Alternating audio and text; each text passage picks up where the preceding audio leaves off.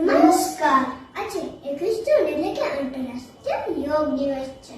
યોગ એ ભારતીય સંસ્કૃતિની પરંપરાની એક અમૂલ્ય ભેટ છે. 5000 વર્ષ પહેલા જ યોગ અસ્તિત્વમાં છે. યોગ એટલે જોડાવું થાય છે. શરીર, મન અને આત્માને જોડે છે અને આપણને રોગથી દૂર રાખે છે. યોગની જાગૃતિ લાવવા માટે આપણા માનનીય વડાપ્રધાન શ્રી